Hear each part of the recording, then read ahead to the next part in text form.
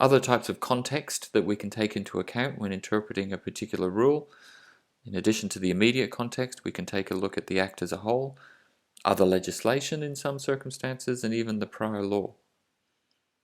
Finally, courts have sometimes been willing to take into consideration the mischief being remedied.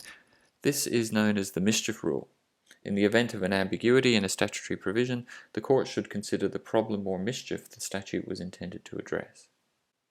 According to the mischief rule, if we're not sure what a particular word or phrase means in an act, we should refer back to the reason why the legislation was passed. What was the problem that this legislation was intended to address? In Smith and Hughes from 1960, the problem that led to the passing of the relevant legislation was the fact that pedestrians in a particular street were being approached by prostitutes who were trying to convince them to purchase their product.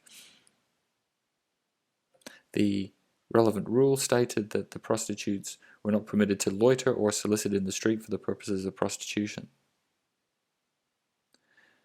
The prostitute in question, who had been charged with an offence, had not actually been in the street when she approached a customer, but rather was leaning out from a balcony and calling out to the pedestrian.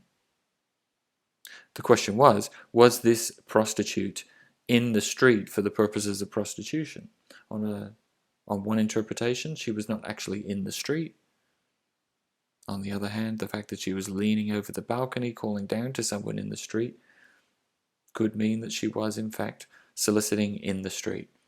So it's not clear whether or not she has infringed this particular rule. The court in this case decided to refer back to the original mischief. What was the problem that led to the passing of this legislation? And the problem was the fact that the pedestrians were being approached by prostitutes in the street. Taking into account that mischief, the court decided that this rule should apply to a prostitute who was leaning out of the window calling down to pedestrians. So the court decided that this rule had been infringed. The mischief approach has in recent years evolved into the purposive approach. An important characteristic of the purposive approach is that it's an approach that was not developed by the judges themselves, but was in fact imposed upon them by the legislature. Each parliament in Australia has passed an Interpretation Act, which provides guidance in the interpretation of legislation. Each Interpretation Act was amended in the 1980s to include a provision similar to Section 15AA of the Commonwealth Acts Interpretation Act. In interpreting a provision of an act, the interpretation that would best achieve the purpose or object underlying the act is to be preferred to each other interpretation. So the legislature would prefer that when interpreting legislation, we do not be as literal as we possibly can, but if it's not clear what the legislation means, we should refer back to the purpose of the Parliament. So for example, if we see a rule such as this one, no person is permitted to bring glasses into the spectator seating area of the tennis court. This rule is not immediately clear. Do the word glasses refer to eyeglasses or sunglasses, or does the rule refer to drinking glasses? According to the purposive approach, the way to resolve this particular problem is to refer back to the intent of the person who made the rule. What did they mean this rule to include? Did they intend the word glasses to mean eyeglasses or drinking glasses? Knowing the purpose of the rule will help us to interpret the rule. How do we find the purpose of legislation? I explained earlier that sometimes the long titles of the legislation will tell us what the act was intended to do. Other times we may need to refer to extrinsic materials, and here extrinsic means outside of or exterior to.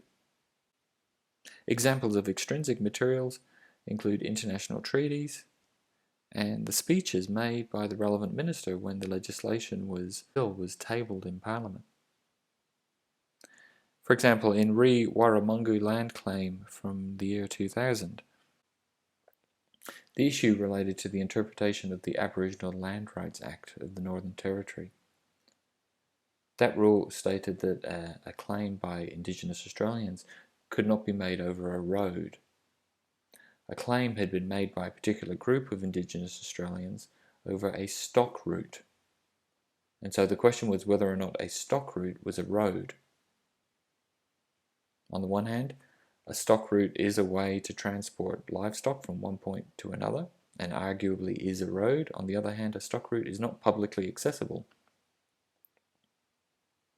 The court referred back to the minister's speech when this legislation was tabled in the relevant parliament, and there was a point in that speech where the minister explained that the legislation would not permit the making of land claims over publicly accessible roads.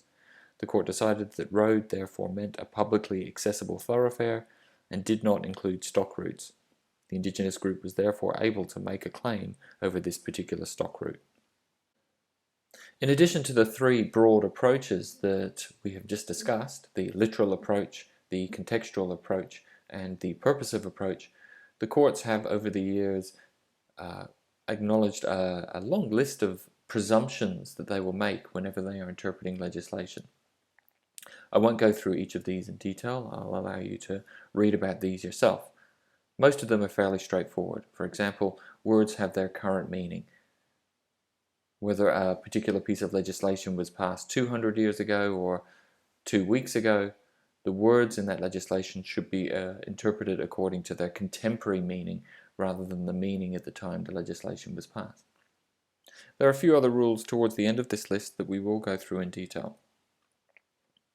There's the offences and penalties correspond rule. Where two offences are followed by two penalties, the first penalty is presumed to apply to the first offence, and the second penalty is presumed to apply to the second offence. So for example, if we see this particular rule, any person convicted of killing or mistreating a domestic pet shall be liable to a fine not exceeding $2,000 or a fine not exceeding $1,000. It may initially seem confusing that there are two possible fines here, but there are two possible offences. So a person convicted of killing a domestic pet is liable to a fine not exceeding $2,000, and a person convicted of mistreating a domestic pet is liable to a fine not exceeding $1,000. Things not included are excluded.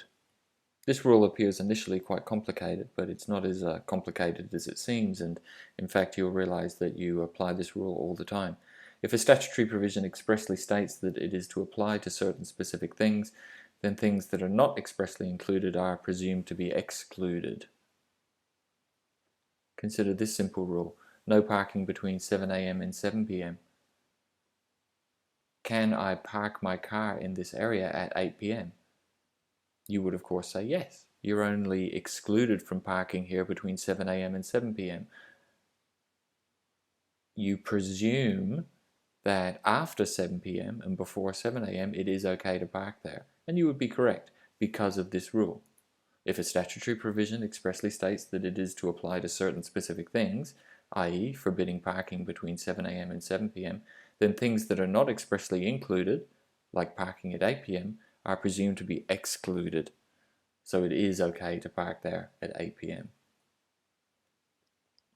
Specific provisions override general provisions. If there are two inconsistent statutory provisions and one is general and the other specific, the specific provision is presumed to override the general provision. So for example, if we see these two rules in a particular regulation, no person is permitted to enter the university campus after 11 p.m. and security guards will patrol the campus between 11 p.m. and 7 a.m. These rules are inconsistent. One says that no one is allowed on the campus after 11 p.m. The other says that security guards will be on the campus after 11 p.m. But the inconsistency can be resolved because one of these rules is of general application, the first rule, and the other rule is very specific. It focuses upon security guards. Specific overrides general. The second rule is an exception to the first rule. Later provisions override earlier provisions. This one's fairly straightforward. A later law is presumed to override and automatically repeal to the extent of any inconsistency an earlier law on the same topic.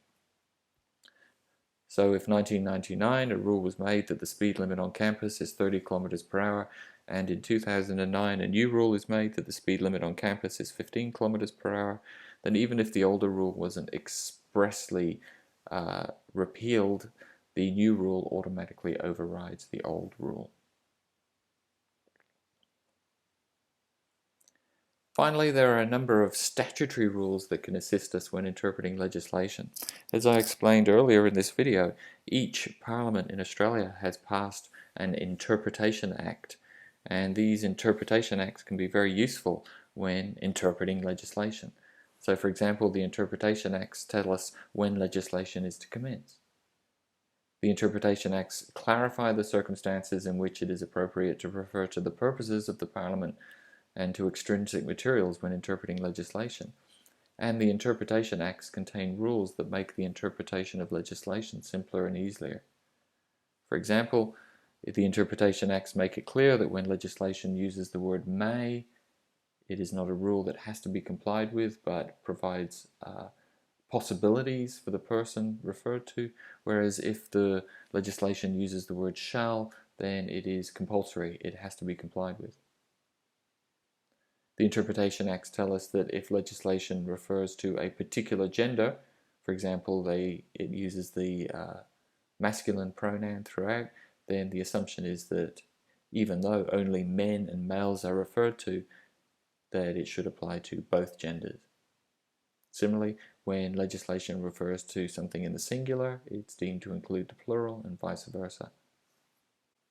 The Interpretation Acts also permit us to use the headings and footnotes in legislation to assist in the interpretation of legislation. The Interpretation Acts contain many other simple, straightforward rules that assist us when we have to read and interpret legislation.